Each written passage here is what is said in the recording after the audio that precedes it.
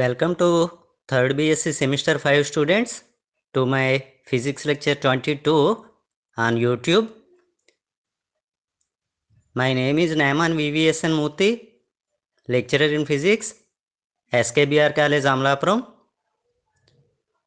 Last క్లాస్లో మనం alternating currents గురించి కొన్ని ఫండమెంటల్స్ నేర్చుకున్నాం.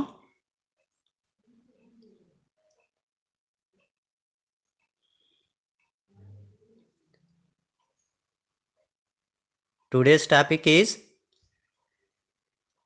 AC circuits, LR, CR, LC and LCR for 3rd BSc Semester 5 students studying under Adikavi Nannaya university Rajamahendravaram.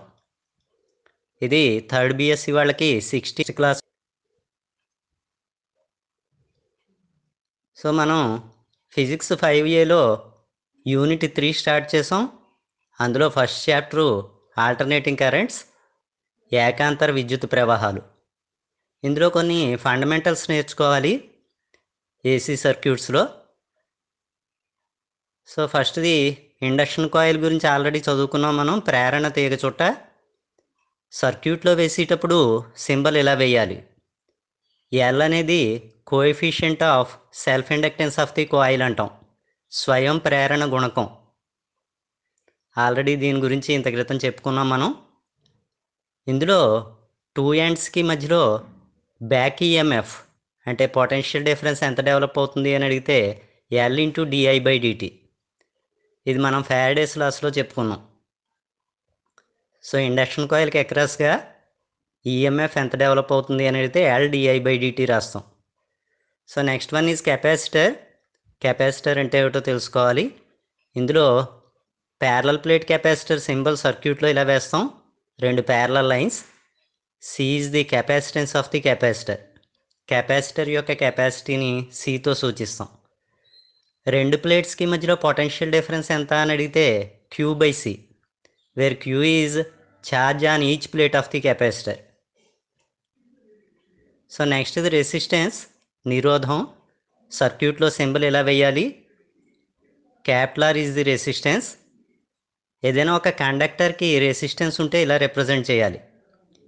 Potential difference ఎంత అని అడిగితే according to Ohm's law RI, R/I. I is the current passing through the conductor. వాహకంలో ప్రవహించే విద్యుత్ ప్రవాహం Iతో సూచిస్తాం.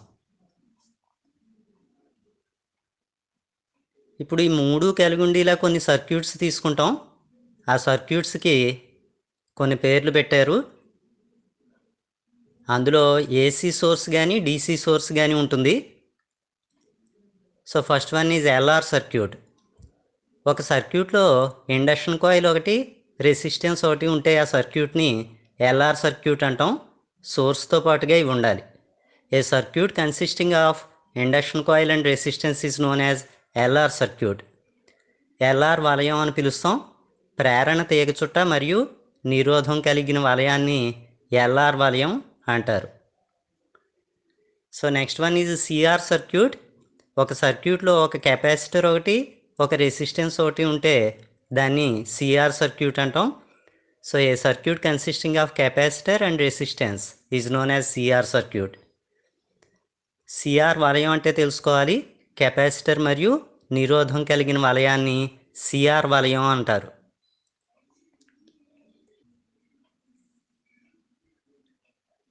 Next one is LC circuit.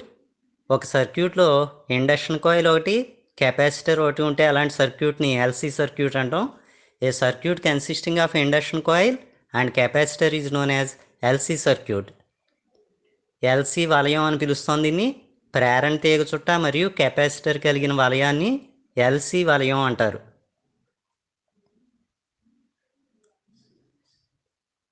ఒక సర్క్యూట్లో ఈ 3 కనుక ఉంటే, సోర్స్తో పాటుగా ఈ 3 ఉంటే దాన్ని LCR సర్క్యూట్ అని పిలుస్తాం.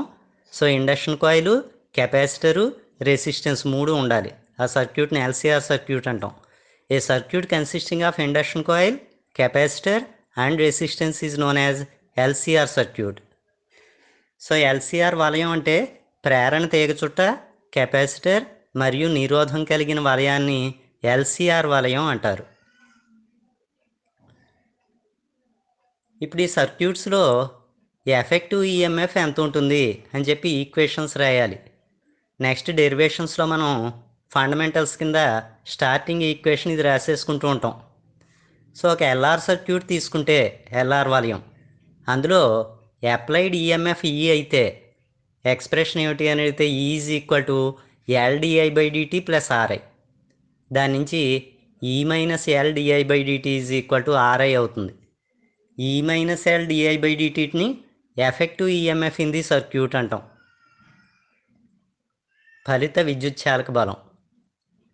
ఇక్కడ ఈ అంటే ఏసీ సోర్స్ కాబట్టి మనం ఫస్ట్లో చెప్పుకున్నాం ఈక్వేషను ఈజ్ ఈక్వల్ టు ఈ0 సైన్ ఒమేగా టీ రాస్తాం. సో ఈ బదులుగా ఇది సబ్స్టిట్యూట్ చేస్తాం అన్నమాట. సిఆర్ సర్క్యూట్లో తీసుకుంటే సిఆర్ వలయంలో ఈఎంఎఫ్కి expression applied EMF is equal to Q by C plus RI. దీని నుంచి E minus Q by C is equal to RI. E minus క్యూ/సిని effective EMF in the circuit అంటాం. ఫలిత విద్యుత్ చాలక బలం. ఎల్సి సర్క్యూట్ తీసుకుంటే ఎల్సి వలయంలో is equal to L dI by dt plus Q by C అవుతుంది. దాని నుంచి E minus L dI by dt minus Q by C is equal to 0.